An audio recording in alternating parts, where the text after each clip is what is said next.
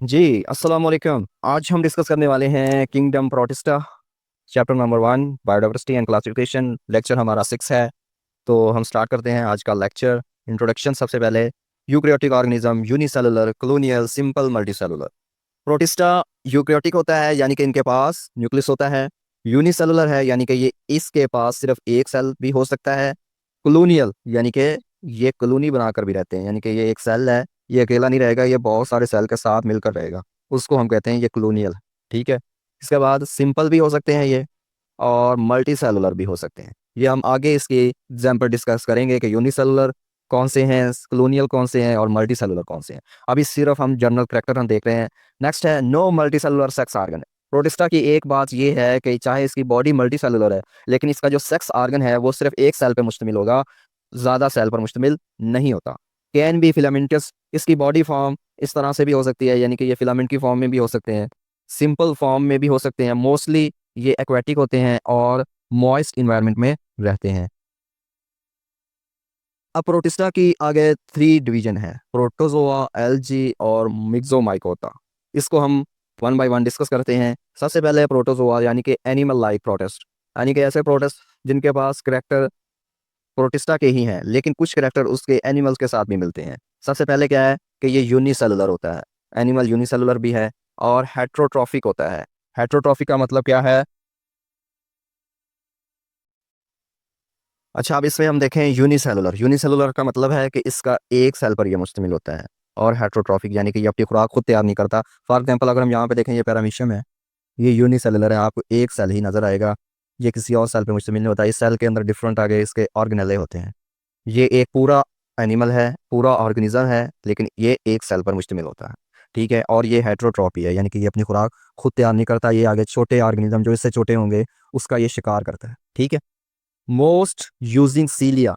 बहुत सारे ऑर्गेनिज्म जो प्रोटिस्टा के हैं वो सीलिया यूज़ करते हैं ताकि वो मूव कर सकें। अब सीलिया क्या होता है? सीलिया अगर हम देखें तो इसको थोड़ा सा जूम कर लेते हैं। यहाँ पे आपको ये हेयर लाइक स्ट्रक्चर नज़र आ रही होंगी बाहर से, बाहर की जो ब्लैक कलर की हेयर लाइक स्ट्रक्चर नज़र आ रही हैं, ये सीलिया है। इसका काम क्या होता है? ये सीलिया इसको मूवमेंट में हेल्प करता है। Next, flagella. कुछ ऑर्गेनिज्म क्या यूज़ करते हैं? फ्लेजेला यूज़ करते हैं। अगर हम यहाँ पे देखें ये ट्राइपेनोसोमा, तो इसमें आपको ये येलो कलर का जो हेयर लाइक स्ट्रक्चर नज़र आ रही है, ये फ्लेजेला है। ये ट्राइपेनोसोमा को मूव करने में हेल्प करता है। नेक्स्ट है सूडोपोडिया। सूडो का मतलब होता है फॉल्स, पोडिया कहते हैं फीट, यानी कि ऐसे ऑर्गेनिज्म जिनके पास फीट होते हैं लेकिन वो फॉल्स होते हैं, यानी कि गायब भी हो जाते हैं और दोबारा भी आ जाते हैं। इसकी एग्जांपल है ये अमीबा। इसमें आपको ये जो फिंगर लाइक प्रोजेक्शन बाहर से नज़र आ रही हैं, इसको हम कह देते हैं सीडोपोडिया। ये भी इसकी मूवमेंट में हेल्प करते हैं। अब यहाँ पे एग्जांपल हमने डिस्कस की अमीबा, पैरामीशियम और प्लाज्मोडियम। प्लाज्मोडियम आपको यहाँ पे ये नज़र आ रहा है, इसके पास कोई चीज़ नहीं होती मूव करने के लिए। ठीक है।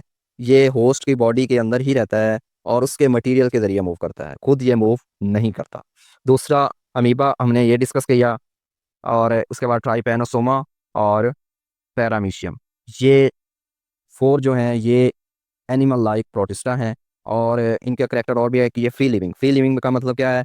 ये फ्री लिविंग है, यानी कि ये किसी की बॉडी के अंदर नहीं रहता, ये इन्वायरमेंट के अंदर रहता है और फ्रीली मूव करता है।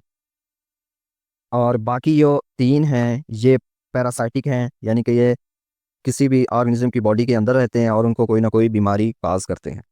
ठीक है। अब cause disease like malaria and dysentery. अगर हम यहाँ पे देखें तो मलेरिया प्लाज्मोडियम ये काज करता है, और डिजेंट्री देखें तो ये अमीबा काज करती है, और स्लीपिंग सिकनेस ये देखें तो ये ट्राइपेनोसोमा। ये तीनों पैरासाइट हैं और ये ह्यूमन के अंदर डिजीज़ काज करते हैं। डिजेंट्री क्या होती है? जिसको आप मरोड़ भी कहते हैं, यानी कि आप जब वेस्ट मटेरियल आप अपनी बॉडी से निकालते हैं एनस के थ्रू, तो वहाँ पर ब्लड आना शुरू हो जाता है, तो ये अमीबा के ज़रिए होता है। आंट अमीबा हिस्टोलाइटिका उस ऑर्गेनिज्म का नाम है, अमीबा की स्पीशीज़ जो डिजेंट्री काज करती है।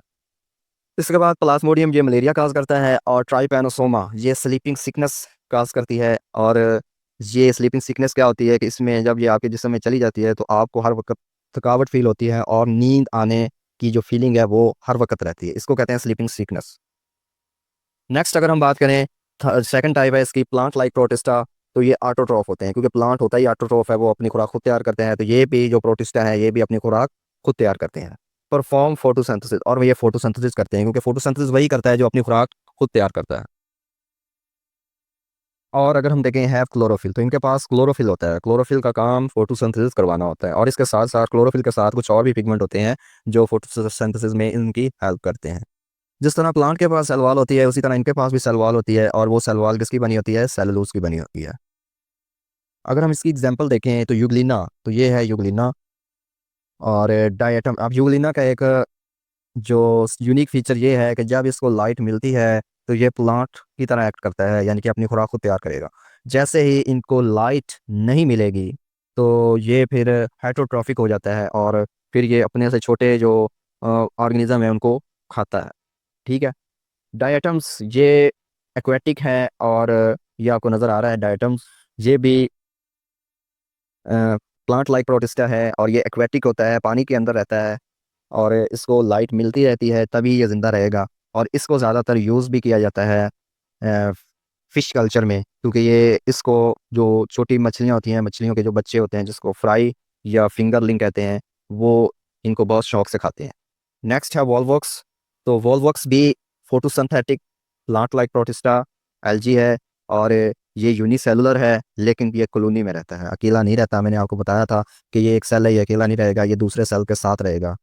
ठीक है, ये कॉलोनी बनाकर रहेंगे, ये होंगे, ये अपना अपना काम ही करेंगे, लेकिन ये रहेंगे इकट्ठे। तो ये सारे के सारे कहाँ पे रहते हैं? Live in aquatic environment, aquatic environment में ये रहते हैं।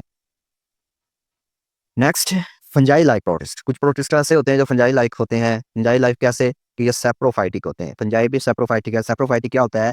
ऐसे ऑर्गेनिज्म जो डीकम्पोजर की तरह एक्ट करते हैं, यानी कि डेड बॉडी को डीकम्पोज करते हैं और उसकी बॉडी से न्यूट्रेंट को एब्जॉर्ब करते हैं और अपनी बॉडी के अंदर शामिल करते हैं। फॉर्म स्पोर, और ये रिप्रोडक्शन के दौरान स्पोर बनाते हैं। स्पोर क्या है? स्पोर आप कह लें कि ये इनका सीड होता है। बेसिकली ये इनका सीड होता है, जिसके ज़रिए सीड की तरह होता है, इसको हम सीड तो नहीं कहेंगे, सीड की तरह होता है अगर आप सिंपल लैंग्वेज में समझें। तो ये जो स्पोर होते हैं, इनकी खासियत ये होती है कि जब ये पेरेंट स्पोर बनाते हैं तो इसको हवा के ज़रिए फैला देते हैं, लेकिन ये उस वक्त तक ग्रो नहीं करते जब तक इनको फेवरेबल कंडीशन नहीं मिलती। जैसे ही इनको फेवरेबल कंडीशन मिलती है, मॉइस्ट एरिया मिलता है, तो फिर ये ग्रो करना शुरू कर देते हैं, और अदरवाइज ये डोरमेंट स्टेज में रहेंगे। और इनके पास है हैफी लाइक स्ट्रक्चर। हैफी लाइक स्ट्रक्चर क्या होती है? कि जो फंजाई होता है उनके पास एक हेयर लाइक स्ट्रक्चर होती है जो इसकी बॉडी को सपोर्ट करती है इस तरह से, इसको हम कहते हैं हैफी। तो बिल्कुल जो फंजाई लाइक प्रोटिस्ट होते हैं इनके पास भी हाइफी होते हैं। इसकी एग्जांपल है स्लाइम मोड, वाटर मोड। ये स्लाइम मोड है जो मॉइस्ट एरिया में रहता है, ये वाटर मोड है जो पानी के अंदर रहता है। और इनका जो काम है इम्पोर्टेंट डीकम्पोजर इन इकोसिस्टम। तो इनकी सिग्निफिकेंस क्या है? कि ये इकोसिस्टम के अंदर इम्पोर्टेंट डीकम्पोजर है। उम्मीद है आपको ये लेक्चर समझ आया होगा। अगर आपको ये वीडियो अच्छी लगी है तो आपने इसको लाइक करना है, अपने दोस्तों के साथ इसको शेयर करना है, और हमारे चैनल को ज़रूर सब्सक्राइब करें। आपके सब्सक्रिप्शन से हमें हौसला मिलता है, मोटिवेशन मिलता है, तो हम मज़ीद ऐसी वीडियो बनाएंगे। Thank you.